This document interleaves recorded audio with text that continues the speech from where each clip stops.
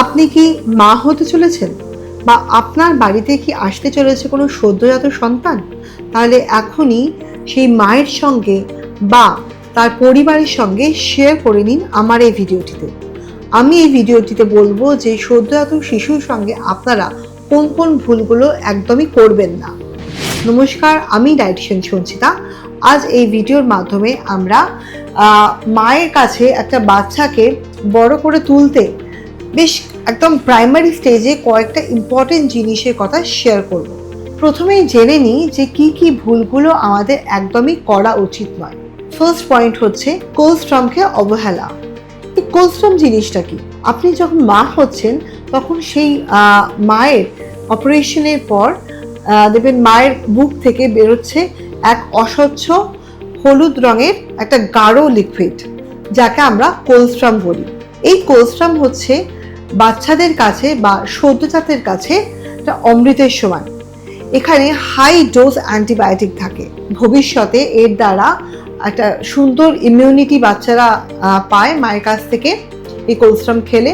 তার সঙ্গে বাচ্চার বিভিন্ন রকম রোগের এগেনস্টে ফাইট করার ক্ষমতা গড়ে ওঠে, জন্ডিস হওয়ার পরিমাণটা কমে যায়।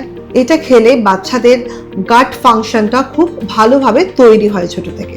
এই কোলস্ট্রামটা মূলত যখন বাচ্চা জন্মাচ্ছে তারপর থেকে শুরু করে 3 দিন গাঢ় অবস্থাতে এটি পাওয়া যায়।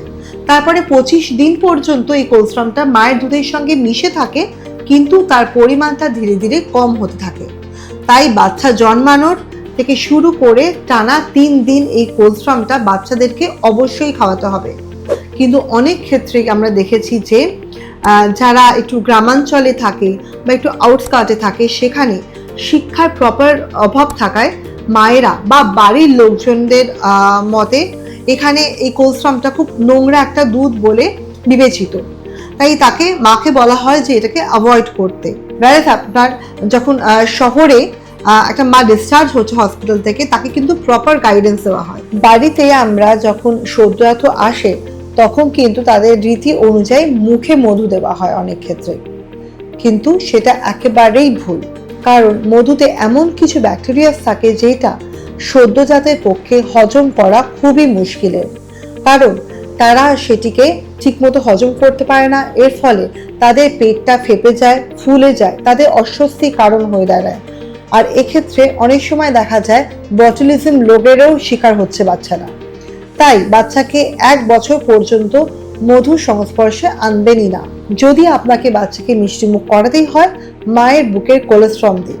থার্ড পয়েন্ট, বাচ্চা যখন হেঁচকি তুলছে বা খুব বেশি গরম, অনেকের ক্ষেত্রে তারা অ্যাডভাইস করে থাকেন যে বাচ্চাকে জল খাওয়াও বা জল জাতীয় জিনিস খাওয়াও, ডাবের জল খাওয়াও, তাল মিছরির জল খাওয়াও। কিন্তু এটা মাথায় রাখবেন, 6 মাস পর্যন্ত কিন্তু ওই সদ্যজাতের কাছে মায়ের বুকের দুধই সব রকমের চাহিদা পূরণ করবে। তাই বাইরে থেকে কোনো জল দেওয়া বাচ্চাকে উচিত নয়। ফোর্থ পয়েন্ট, মায়ের খাবারকে অবশ্যই নজরে রাখুন।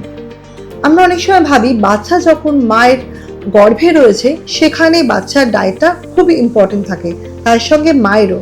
কিন্তু বাচ্চা যখন মায়ের পেট থেকে বাইরে বেরিয়ে আসে, তার মানে আমরা বাচ্চার খাবারের দিকেই শুধু মনোনিবেশ করব, তা কিন্তু একদমই নয়। মা যখন বাচ্চাকে ব্রেস্ট ফিড করাচ্ছে 6 মাস অবধি, বাচ্চার যা খাবার সেটা কিন্তু মাকেই খেতে হবে। অর্থাৎ মায়ের খাবারের চাহিদা, বাচ্চার খাবারের চাহিদা দুটোকে একসঙ্গে মিলিয়ে দ্বিগুণ পরিমাণ রাখতে হবে। অর্থাৎ মায়ের খাবার হতে হবে protein rich, iron rich, calcium rich এবং জলে ভরপুর, যাতে মায়ের ব্রেস্ট ফিডটাও ভালোভাবে তৈরি হয় এবং বাচ্চার সমস্ত রকম নিউট্রিশনের চাহিদা মায়ের বুকের দুধ থেকে বাচ্চাকে দিতে পারে। মনে রাখবেন, প্রথম দিকে যখন মায়ের বুকের দুধকরণ হওয়া শুরু হচ্ছে সেটা কিন্তু অল্প পরিমাণে থাকে এবং দিন দিন সেটা বাচ্চা যত বুকের দুধ টানবে তত কিন্তু তার পরিমাণ বাড়তে থাকবে। তাই মাকে প্রচণ্ডভাবে ধৈর্যশীল হতে হবে। আশা করি এই ভিডিওটা যে কোনো সদ্য হওয়া মায়ের ক্ষেত্রে অনেক উপকারী হবে। আমি এরকম অনেক প্রেগনেন্সির পিরিয়ডের বা ল্যাকটেটিং পিরিয়ডে ডায়েট চার্ট দিয়ে থাকি। আমার সঙ্গে যদি যোগাযোগ করতে চান বা যদি কোনো প্রশ্ন আপনাদের থেকে থাকে, তাহলে নিচের নাম্বারটি দেওয়া রয়েছে, আপনি সেখানে অবশ্যই যোগাযোগ করতে পারেন।